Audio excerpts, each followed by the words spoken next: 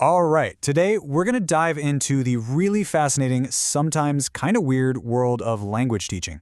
We're going way beyond the standard textbook to explore some truly alternative approaches that completely challenged how we think about learning a new language.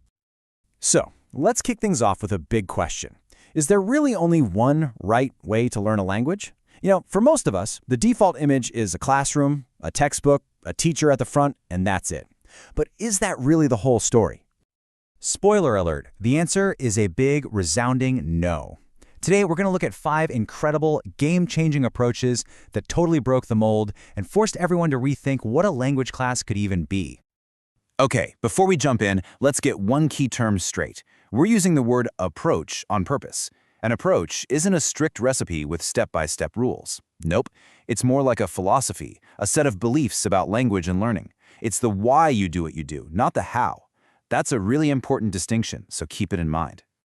So here's our game plan. We'll start by looking at a couple of approaches where the teacher is basically the conductor of the orchestra. Then, we'll flip that script and see what happens when the learner becomes the creator. We'll even dive into the psychology of learning, that whole mind over matter thing, and then wrap it all up by seeing how these wild ideas are still influencing classrooms today. Let's get into it. First up, the teacher as conductor. In these first two approaches, the teacher is front and center, directing the whole show, even if their methods are, anything but traditional. First, we've got the silent way. And yeah, it's pretty much what it sounds like. The teacher is quiet for about 90% of the class. Sounds crazy, right? But the whole point is to force students to become independent thinkers and problem solvers. The teacher uses tools, like these little colorful blocks called Cuisenaire rods and special pronunciation charts, to guide the students without saying a word. It's all on the learners to figure things out. Now, of course, some people found it way too rigid, and they worried the silent teacher could feel pretty cold and distant. But you can't deny its legacy. The whole modern idea of reducing teacher talking time, that comes straight from here, and you still see those colorful rods used in classrooms today. All right, so from a teacher who barely speaks, we're about to do a complete 180. Let's look at an approach where the teacher's voice and their commands are absolutely everything. This is Total Physical Response, or TPR. The idea is simple. You learn a new language just like you learned your first one, by listening to commands and then physically doing them. The teacher says, walk to the door, and you walk to the door. Pick up the pen, you pick up the pen. There's zero pressure to speak at first, just to listen and act. The theory is this creates a super strong connection in your brain, and eventually, the students get to be the ones giving the commands. Now, TPR is amazing for beginners and for teaching action words, but it does hit a wall. It's based on some older ideas about learning, and it gets really tricky when you try to teach abstract concepts. You can't exactly physically respond to philosophy, right? Still, its influence is huge. Anytime a teacher gets students out of their chairs and moving around, they're channeling a little bit of TPR. Okay, so we've seen the teacher as the director, but what happens when you flip the script completely? Let's now enter the world of the learner as creator, where the students are the ones who build the lesson from the ground up. This brings us to community language learning, which is really wild because it's inspired by therapy. The learners, who are called clients, sit in a circle. They decide what they want to talk about, and they have a conversation in their native language. The whole thing gets recorded. The teacher, acting as a counselor, just quietly walks around and translates things they want to say into the target language. Afterwards, the group listens to the recording, writes it all down, and analyzes the language they themselves created. So you can probably see the practical problems, right? It's really hard to do this with students who all speak different languages. And it just doesn't work if you have to follow a strict curriculum for an exam. But the core idea that learning should come from the learner was revolutionary. It really paved the way for things like conversation clubs and, well, our very next approach. And that next approach is Dogme.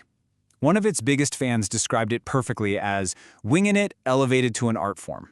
And honestly, that pretty much nails its spontaneous back-to-basics vibe. Dogme is basically teaching unplugged. There's one main rule: no textbooks, no fancy tech. The entire lesson is just the conversation that happens between the actual human beings in the room. The curriculum, it just emerges from what people feel like talking about that day. The teacher's job isn't to lecture, but to help students say what they want to say more clearly. It's all about empowering learners to grab the steering wheel. All right, for our final stop, we're shifting gears one last time. We're moving away from the classroom dynamics and focusing on what's happening inside the learner's head.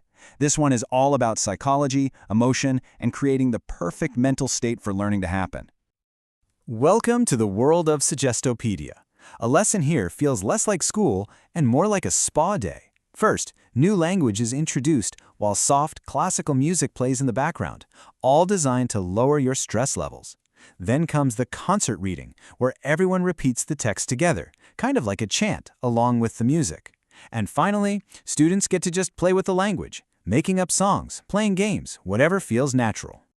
Now, I'm not gonna lie, this one got a lot of heat.